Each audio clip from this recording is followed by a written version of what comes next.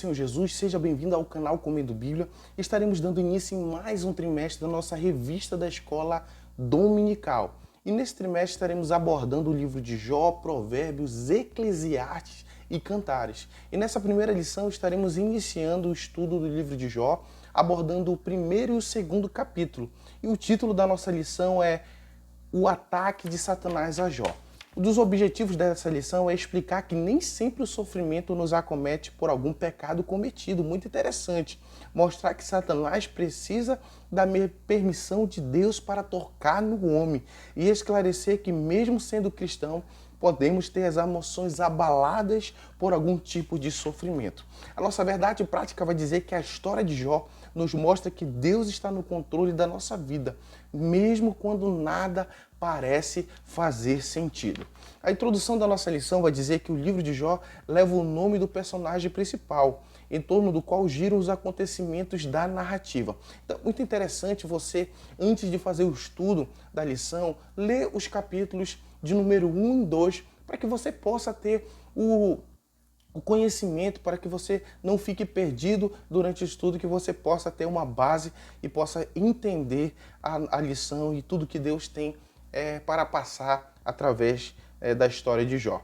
O livro de Jó tem sido uma fonte de consolo e ânimo para milhões de pessoas na história, sobretudo em tempos de adversidades e provações. O livro de Jó é um livro muito conhecido, não só no contexto da igreja, mas no contexto da sociedade. Você já deve ter ouvido falar, olha, tenha paciência de Jó, olha, você está passando por isso, mas lembre de Jó, porque ele também passou por adversidades e no final venceu. Então, as pessoas elas têm um conhecimento da figura, do personagem, da pessoa de Jó, como aquela pessoa que passou por um momento de adversidade, mas ele pôde contemplar a vitória. Amém? Não é à toa, né, que um grande reformador, Martinho Lutero, vai dizer que esse livro é o maior livro da vida. É assim que Lutero considerava o livro de Jó. Vamos ao primeiro tópico aqui da nossa lição, o livro de Jó, o valor do livro. Jó é o primeiro de um grupo de livros do Antigo Testamento que são chamados poéticos. Os demais são Salmos, Provérbios, Eclesiásticos e Cântico dos Cânticos. Então precisamos olhar de uma maneira bem peculiar para esses livros poéticos. Muitas pessoas falam, eu já li Jó, mas eu não consigo entender. Assim, depois do segundo capítulo, fica uma conversa assim, porque eles usam muitas alegorias, muitas analogias. Então é necessário a gente não só ver a literalidade ali dos versículos, mas buscar entender o contexto e buscar entender essa poesia hebraica que difere muito do que a gente conhece, a contemporânea, que são cheios de rimas. Amém? Então, possamos ter esse cuidado e essa atenção. Então, vamos ao tópico 2, que fala sobre a autoria e data. Há várias possibilidades para a autoria do livro, sendo Salomão e Moisés os mais cotados. O próprio Talmud judeu vai dizer que é Moisés, que possa ter sido o seu autor.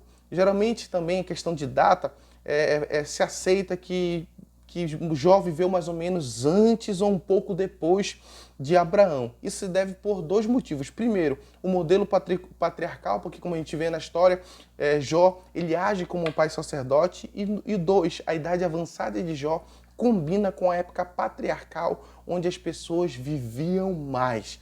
Debates, sugestões, possibilidades. Mas em relação à autoria e data, a gente não pode cravar nada. O tópico 3, que fala sobre o tema. O livro de Jó trabalha com um dos maiores dilemas humanos. Se Deus é amor e todo-poderoso, por que ele permite que os justos sofram? A resposta dada em Jó não satisfaz o intelecto, mas o coração humano. A gente não entende na sua plenitude os planos de Deus. Por que Deus permite algumas coisas? Por que ele permite que aconteça algo em nossa vida? Só que através da nossa fé, através da oração, do estudo da palavra, nós conseguimos compreender o nosso coração, aceitar que o que acontece em nossa vida ou provém de duas coisas, ou da vontade ou da permissão de Deus. Então, o livro de Jó ele destoa completamente da teologia da prosperidade. O livro de Jó ensina que ser abençoado por Deus não significa obrigatoriamente ter saúde perfeita, riqueza material e sucesso secular. Que a gente possa fugir né, dessa agenda imposta pela sociedade consumista do nosso tempo. A teologia da prosperidade, ela vai pregar que o cristão e a pessoa que teme a Deus, ela não passa por adversidades, né? Então aqui a gente quebra o primeiro misticismo, dizendo que crente não adoece, crente não passa por alguma adversidade. E a gente vai aprender que Jó, né, que a própria palavra vai dizer no seu primeiro versículo do capítulo 1, dizendo que um homem cujo Jó era um homem íntegro e reto. Então a própria palavra vai testemunhar que Jó ele era íntegro e reto perante os olhos do Senhor e passou por várias adversidades. Então a gente quebra aqui o primeiro misticismo, dizendo que crente, que cristão, que a pessoa que é temente a Deus não passa por nenhuma adversidade. O tópico 2 vai falar sobre o ataque, o primeiro ataque de Satanás a Jó.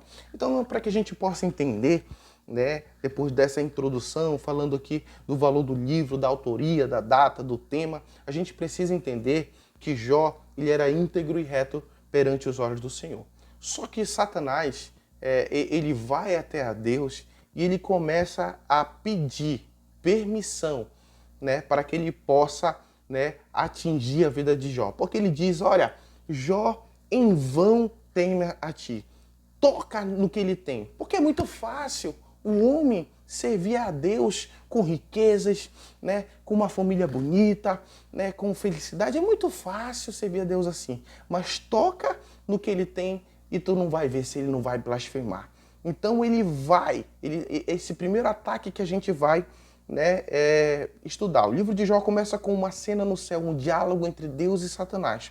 O fato deste não pode atacar Jó sem permissão, mostra a sua subordinação ao Deus Todo-Poderoso. Então uma segunda coisa que a gente vai quebrar aqui nesse estudo é que muitas das vezes as pessoas pensam que Satanás age pelas costas de Deus. E a gente vai ver aqui que Satanás ele precisa da permissão de Deus. É por isso que eu falei lá atrás que tudo que acontece na nossa vida acontece com alguma situação, ou com a permissão ou é a vontade de Deus. Essas duas coisas e somente elas. Amém?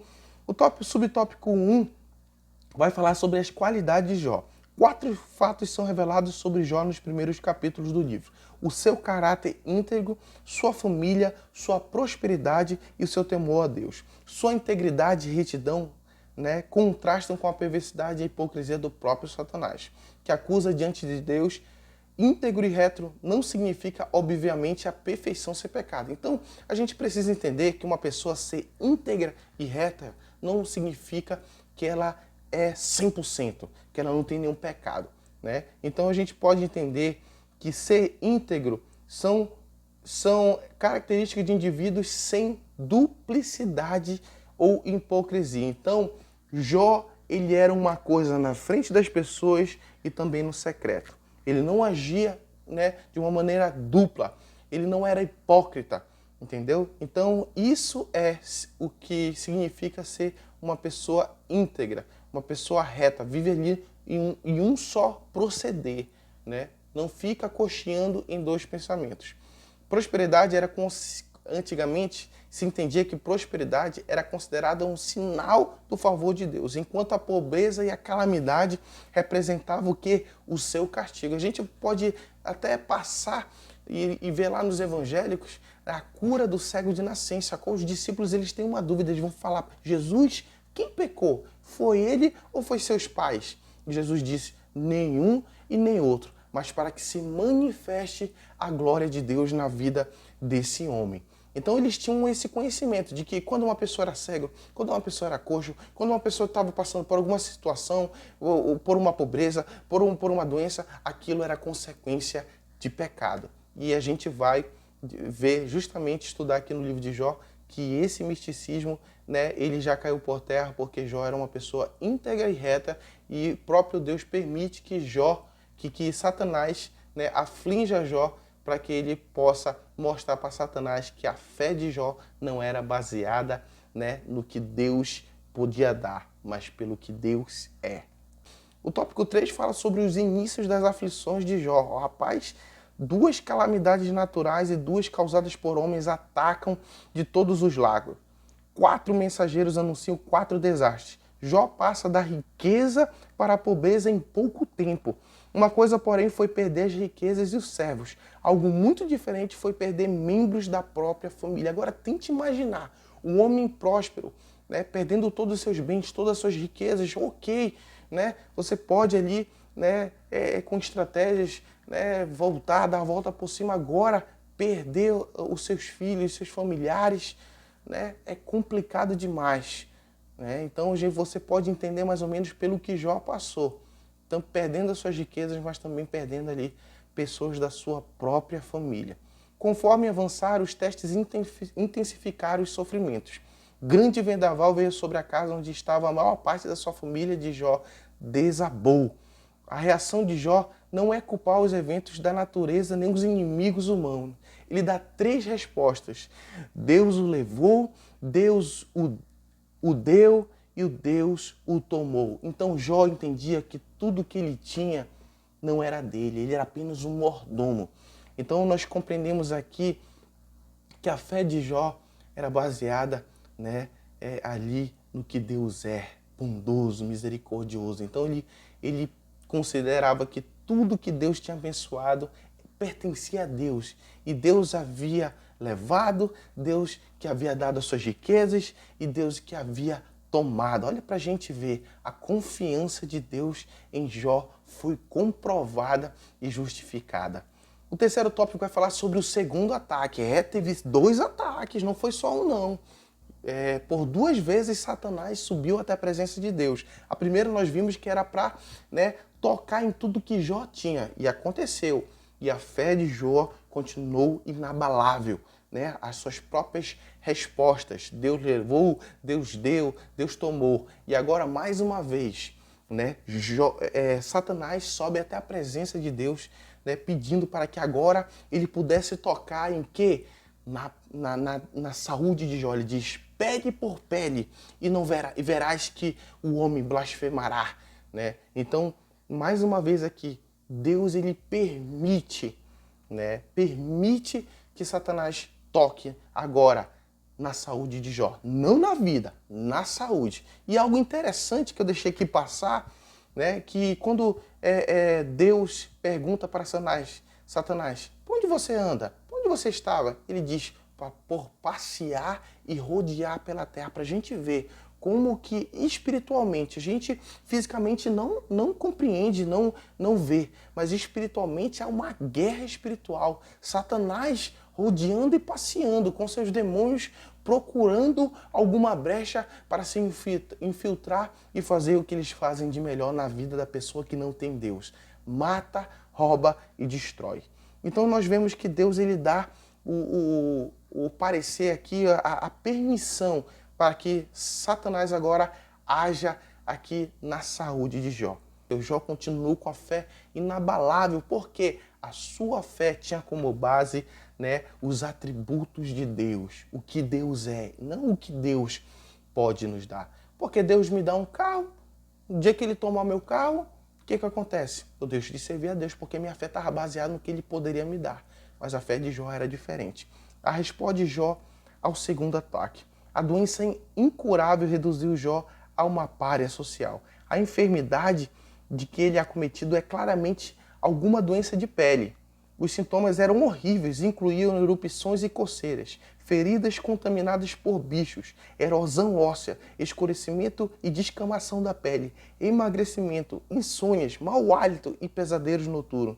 Embora Satanás fosse obrigado a poupar sua vida, Jó não sabia disso e pensava que sua vida chegara ao fim. Então Jó estava passando por tudo isso. Pense, você passar por tudo isso em pouco tempo, né? Perdeu suas riquezas, perdeu sua família, né? E agora estava ali acometido de uma doença, né? Trazendo ali todo Jó ao limite, né? O limite do desgaste físico, mental, né? Vendo ali Jó ali padecer, Satanás pensaria que ele obteria a vitória, mas Jó continuou fiel aos seus princípios, fiel à sua fé. E mesmo diante, né, mesmo diante ali da resposta da sua mulher, dizendo, olha, por que você continua temente a Deus? Por que tu não amaldiçoa esse Deus e morre? né? Então a única pessoa que poderia ali dizer o quê? Vai dar certo. Nós vamos vencer, vamos passar por isso. Deus, Ele deu, Deus tomou. Mas eu creio que Deus, Ele pode nos restituir. Então a gente vê qual é o poder da palavra.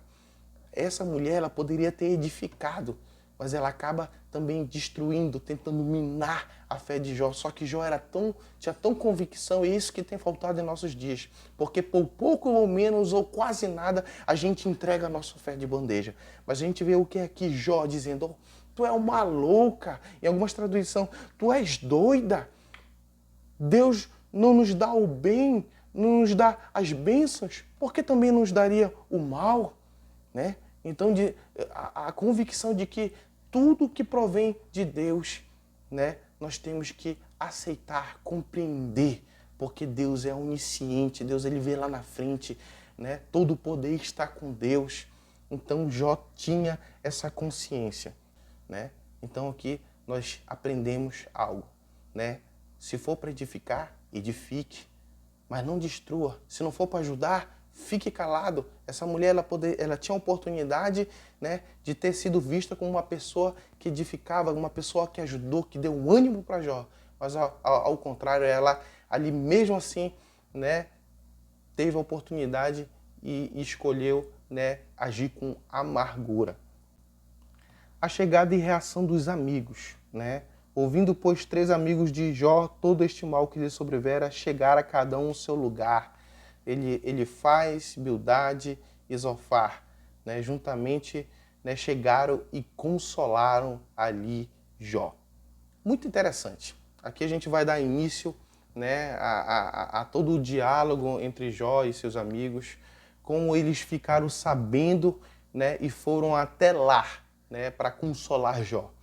E o comentarista vai dizer que amigos são um grande tesouro. Apesar de ser verdade que os 3 amigos de Jó o magoaram, ainda assim eram seus amigos. Vieram de lugares distantes para visitá-lo e consolá-lo, né?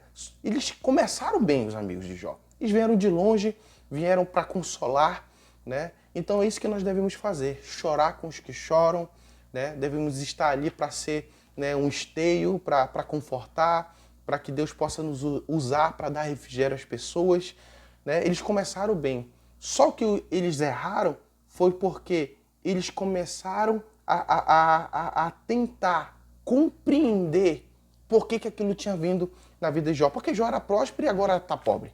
Porque Jó tinha uma grande família e agora perdeu tudo, né? Que Jó tinha uma saúde boa e agora está ali definhando com aquela saúde. E começaram bem, consolaram, refrigeram, choraram ali com eles, porque viram, né, por tudo que Jó estava passando, só que eles erraram a partir do momento que eles tentaram, né, investigar. Eu quero saber por que está acontecendo isso com Jó. Será se não foi ele não pecou? Será se ele não subvergiu ali o direito do órfão, da viúva? Eles começaram a tentar caçar, desvendar por que Jó estava passando por tudo aquilo, né? O papel deles ali era confortar, era trazer refrigério, né? Ser ali um ponto de apoio para aquela pessoa que estava sofrendo com todas aquelas adversidades. Não tentar explicar os porquês, né? Não tentar, né, entrar na mente de Deus e tentar entender por que Deus trouxe toda aquela miséria, trouxe toda aquele sofrimento na vida de Jó. E quando eles passaram para esse outro campo, aí eles começaram, né, a tentar entender e até mesmo culpar Jó. Será que Jó não é culpado por tudo isso que ele está passando, né? Mas não entendiam que tudo aquilo era um teste, era uma provação que Deus havia permitido Satanás tocar nas suas riquezas, na sua família e na saúde. A aplicação pessoal vai dizer que Deus é soberano sobre todas as coisas e nem Satanás nem ninguém pode fazer o que quiserem sem a permissão divina. Mesmo sofrendo, descansemos nele. Então nós, aqui, resumidamente, nós quebramos com muitos mitos, muitos miticismos por trás aí da comunidade cristã, que crente não pode sofrer, que crente não pode passar por adversidades, que crente não adoece, né? que Satanás ele age pelas costas de Deus, e a gente vê aqui no início do capítulo 1 e 2 que Deus é quem dá permissão, se ele quiser permitir que Satanás entre ali e tire riquezas, que tire saúde, Deus ele pode permitir. Resumidamente, é isso que nós estudamos nessa primeira lição, esse ataque de Satanás que obteve com a permissão de Deus. Que o cristão, que a pessoa que é temente a Deus, ele pode passar também por tribulações, mas Deus ele nos dá o escape e nos dá, né, o ânimo para que a gente possa continuar com a nossa fé inabalável. Se você tem alguma dúvida, deixa aí nos comentários, né, e logo depois nós estaremos aqui passando a lição de número 2, então compartilha aí para todos aqueles que perderam a lição 1, muitos estão viajando longe das suas congregações, então através desse vídeo vão continuar ali acompanhando e não ficando de fora dessa bênção que se chama Escola Bíblica Dominical.